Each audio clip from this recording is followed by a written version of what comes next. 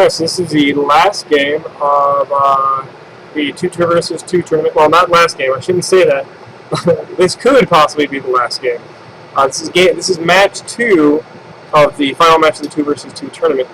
The first match was won by Platoon and Evaniscus, which is, what is it? Just Look At It? Their team name is Just Look At It. And the team that they're opposing, which they defeated last match, was a team of Kepler and Turbinator, which is called what? Do you remember? I don't know. What is their team name? Team Andromeda. So they were defeated the last match. Surprised to see them pick up TF again. They lost last match. They had TF on their team last match. But maybe they didn't feel that he was really a weak point in their team. Their other pick last match was Urgot, so maybe that's where they felt like the weak point of the team was that Urgot pick, and they went with Malzahar this round. Malzahar's been really good in these 2 versus 2 tournaments so far. I think every match that Malzahar has been in, he has won. I just made that up. That's probably not true. I don't know. But he has done well in these matches, and he's a very, very, very solid laning champion. And most of the time in these matches is spent in the lane, so he's great for that. So this is a best of 3, as all of the games in this tournament have been a best of 3. So,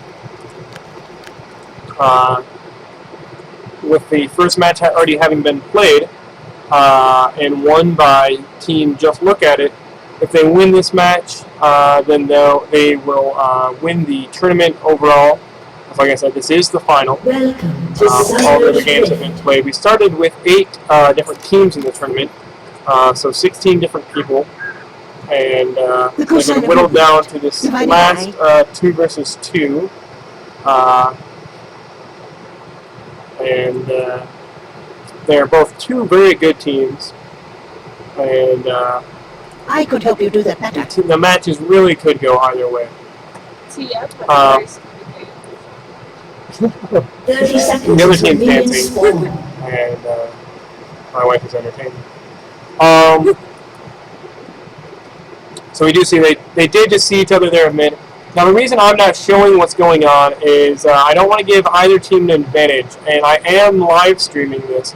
And with it being live streamed, I don't want to show anything that can be used by one team or the other to gain that bit of an advantage.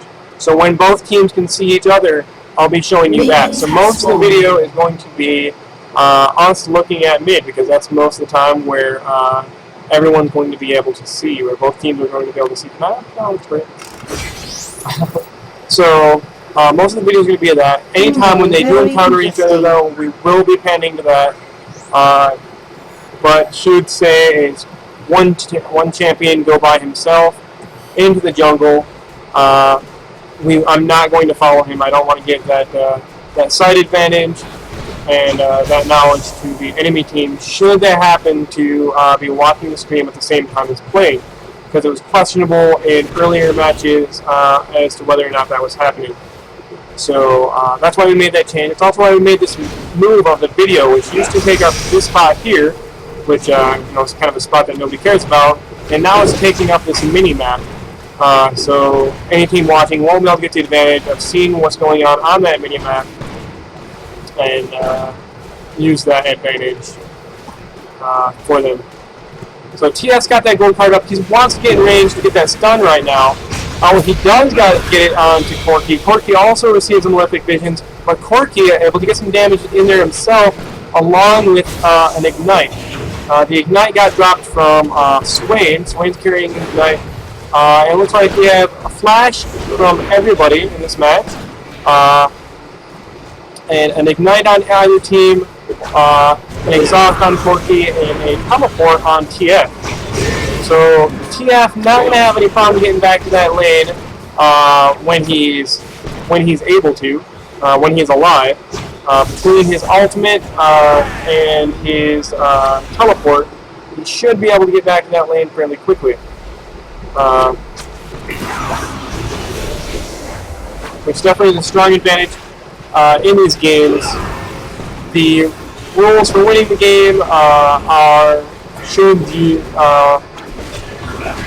one team kill the other team's 2 middle turrets. That constitutes a win. So turrets very important. A loss of the 2 middle turrets will mean the end of the game. So that's very important. And then of course the other way of winning is kills. Should one team get 7 kills, then they win that way as well. So 2 different ways to win. The majority of games have been decided by turrets, but a few have come down to the 7 kill rule. Actually, almost an even amount have come down to that 7 kill rule. It's really been either way that a game can end.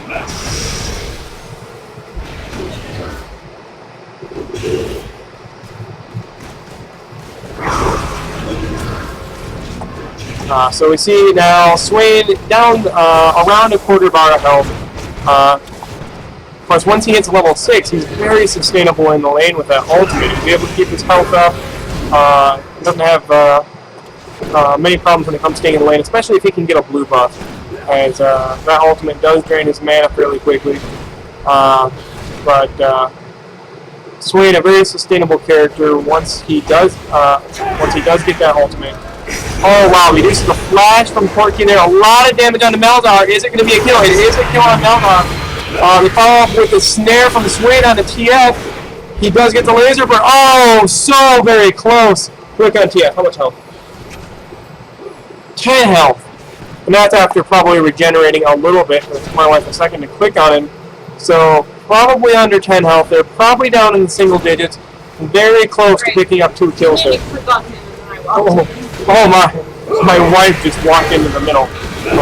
She didn't influence anything. She didn't get in the way, and nobody even saw her on either team do so. Well, I guess her own team probably saw her walk there. But as I asked her to click on TF, she accidentally walked to where he was. So it doesn't hurt the game, but it's very common.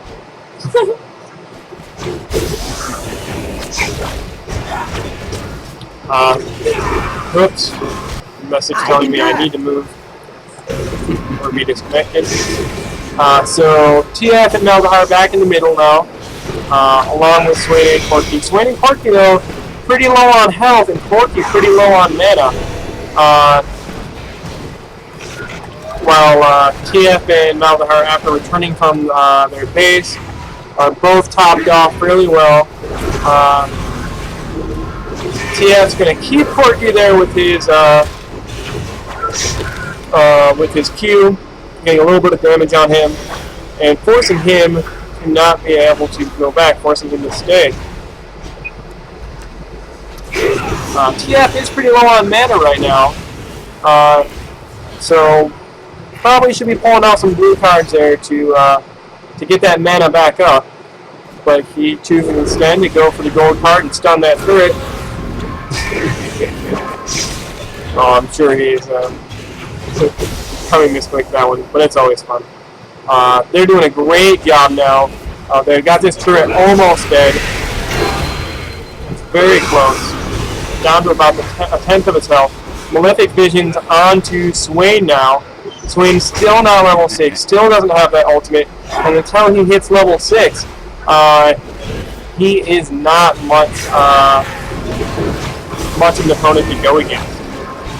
His ultimate is such a big part of who Swain is that until he gets it, he just is not that powerful champion. So Porky going to be forced to defend this turret by himself now. It's very low on health. Probably about down to a fifth of its health. Still around a tenth, but it's still very low. A little under a tenth of its health.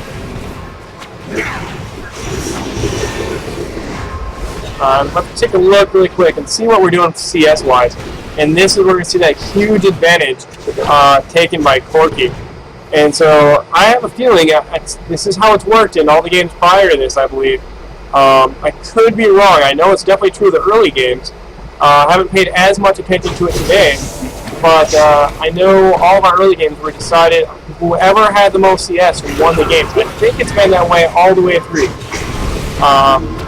So CS very important, and if we're looking at CS right now, there is a slight advantage so far by this Corky Swain combination. Despite their turret being very low on health, Corky has a lot of CS right now.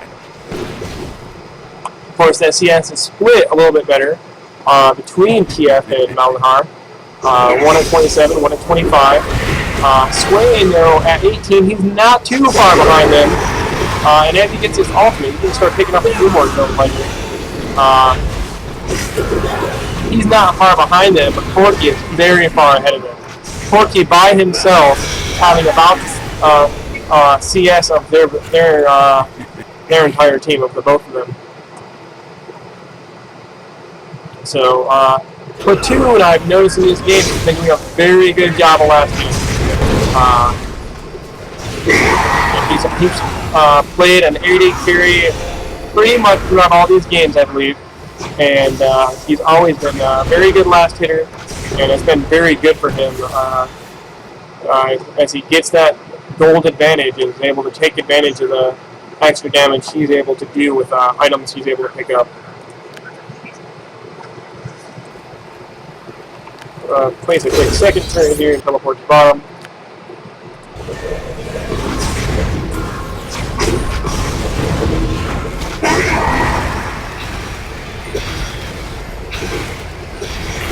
And we see now that Swain has that ultimate, he's a much more dangerous champion. He has that sustainability, being able to replenish his life. Oh wow! We saw the flash pull by Malzahar, and I can guarantee that would that flash have not gone off by Swain, we would have seen the Malzahar ultimate there, and we would have had a dead Swain. So a very good flash by Swain, saving him from being killed there by Malzahar, but they are going to lose this turret. Like I said before, if the two middle turrets die, that's game. So very important to keep those turrets up, and as they lose that turret, that's going to put them at a strong disadvantage. Now they have to make sure that they protect that back turret as though it was their nexus.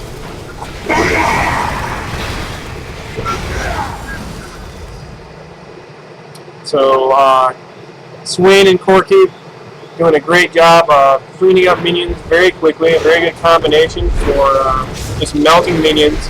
The CTF is able to get back into that lane using that ultimate to protect that turret and make sure that it doesn't take a lot of damage. That turret has taken barely any damage since the game start.